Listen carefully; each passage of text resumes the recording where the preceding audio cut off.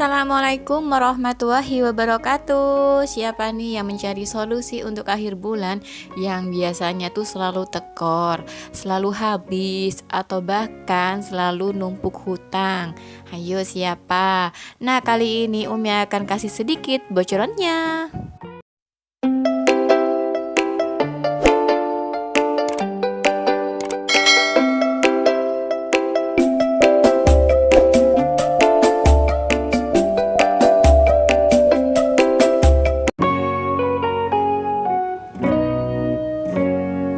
Assalamualaikum warahmatullahi wabarakatuh. Jumpa lagi di video Umi.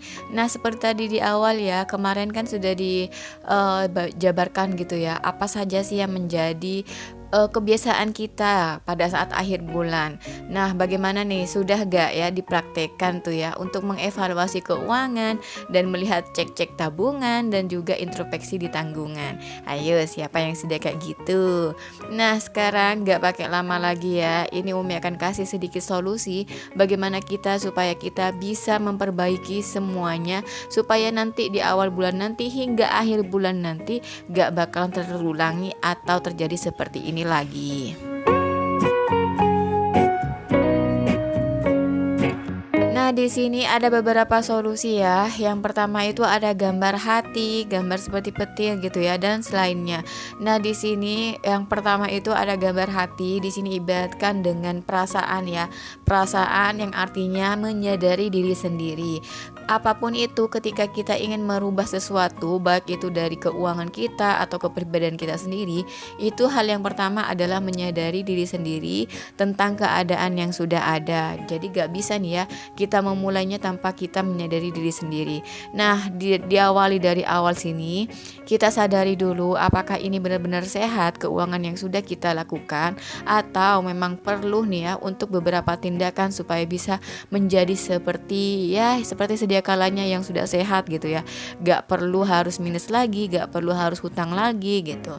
Nah, untuk awal kita wajib nih ya menyadari apakah akhir bulan ini, keuangan akhir bulan ini dan bulan-bulan yang kemarin itu sudah memang yang terbaik, atau kita sudah menyadari nih ya ini tuh sudah gak bagus. Jadi apa yang harus kita lakukan? Apakah perlu untuk kita renovasi atau memang harus dibiarkan seperti itu saja? Nah, ini kita wajib nih ya merenungkan diri sendiri tentang semuanya. Gak hanya untuk di pembukuan keuangan saja, tapi untuk semuanya ya, baik secara kepribadian kita sendiri maupun secara hal yang lainnya. Yang kedua yaitu ada strong gitu ya, ada seperti kekuatan, ada seperti petir. Nah, untuk kekuatan di sini artinya adalah semangat. Bangkitkan lagi nih ya semangat kita. Apa sih yang menjadikan kita wajib nih untuk memperbaiki keuangan ini?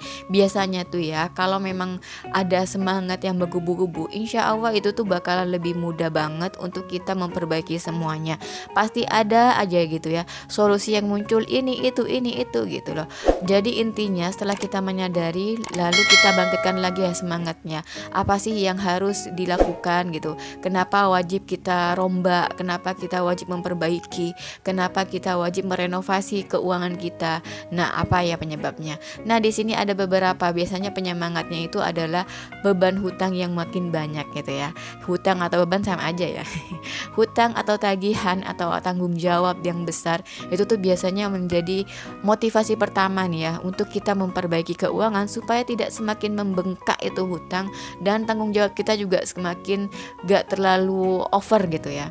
Jadi tetap ya cari semangat supaya kita bisa memperbaiki semuanya, termasuk cita-cita, keinginan atau tujuan hidup untuk keuangan ini apa gitu. Misalnya cita-cita ingin punya rumah tapi malah terjebak dengan hutang yang banyak, atau pengen punya kendaraan malah terjebak dengan beban rentenir yang lumayan mencekik gitu ya. Jadi cita-cita kita usahakan menjadi semangat, tapi jangan sampai terjadi hal yang sama untuk seperti yang bulan kemarin gitu ya. Jadi untuk bulan depan insya Allah akan lebih baik lagi. Nah, selanjutnya yaitu mulai bergerak. atau action. Jadi setelah tahu semuanya ya, setelah kita menyadari oh iya wajib nih ya merubah kebiasaan kita, atau oke deh kita harus gini-gini, ini tuh demi rumah cita-cita kita gitu ya, atau demi pendidikan anak. Jadi mulai action tuh, apa sih yang harus dilakukan untuk merenovasi keuangan kita, atau bisa nih ya untuk mulai bergerak apa yang harus ide tambahan untuk menambahkan penghasilan lainnya. Misalnya harus berjualan kah, harus nambah penghasilan kah, atau harus menambah tabungan kah. Jadi usahakan action di sini secepatnya lah kita lakukan. Selanjutnya yaitu siapkan alat tempur. Nah, alat tempur di sini untuk merenovasi keuangan akhir bulan ini atau merenovasi keuangan, yang pertama itu yaitu adalah buku tulis dan juga pensil. Nah, sesusah apa sih untuk mendapatkan buku dan pensil? Karena buku dan pensil di sini kan semuanya pasti punya tuh ya. Gak punya buku, gak punya pensil, gak apa-apa. Yang penting ada kertas sama bolpen atau potlot gitu ya. Intinya itu tuh rangkuman keuangan kita itu bisa terangkum dengan baik selama 1 bulan. Jadi kita tuh bisa tahu ya apa saja sih yang harus kita kurangi, apa saja sih yang harus kita tambahkan. Apakah itu dari tabungan harus kita kurangi, atau harus tabungan yang harus ditambah, atau apapun itu terserah. Nah, di sini action di sini juga tadi kan ya, untuk menambah penghasilan juga kita siapkan juga. Kita permatangkan dulu nih, apa sih tambahan yang wajib kita lakukan supaya bisa mendongkrak untuk hasil pendapatan per bulan, supaya gak terjadi yang namanya penambahan hutang ataupun pembengkakan di rentenir gitu ya. Nah, jadi untuk alat tempur ini disesuaikan dengan masing-masing. Kalau memang butuh untuk tambahan, silahkan dipersiapkan untuk jual belinya. Atau kalau memang hanya untuk perlu dipermak catatan saja, silahkan diperbaiki catatannya. Yang terakhir yaitu rutinkan. Nah, jam di sini adalah waktu. Rutinkan untuk menulis semua penghasilan atau semua yang sudah kita lakukan dalam sehari. Biasanya dalam sehari itu kita akan mengeluarkan uang untuk apa saja. Silakan ditulis, silakan diingat apa saja sih yang kita lakukan atau kita beli dari mulai kita bangun hingga kita mau tidur lagi. Biasanya tuh ada tuh ya. Kalau memang jarang untuk kita nulis, biasanya ada tuh 1 atau 2 hal yang kita akan lupakan, seperti misalnya beli bensin ecer, atau beli bensin di pom, atau malah beli jajan yang sedikit-sedikit pengen gitu ya. Itu tuh biasanya akan terlupakan karena apa? Sudah menjadi kebiasaan gitu ya. Nah, bagaimana caranya supaya kita bisa full bener-bener mencatat semuanya?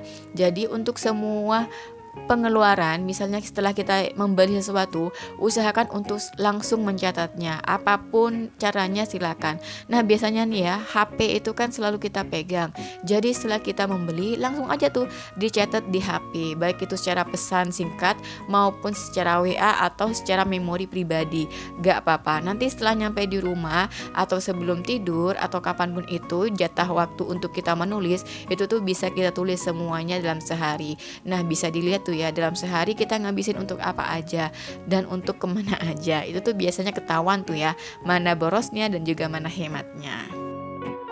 Nah, itu saja ya solusi dari Umi. Jadi yang pertama itu tetap ya kita menyadari bahwa memang keuangan kita itu memang sudah amburadul, gak usah dipaksakan lagi, tapi wajib kita bongkar, kita permak.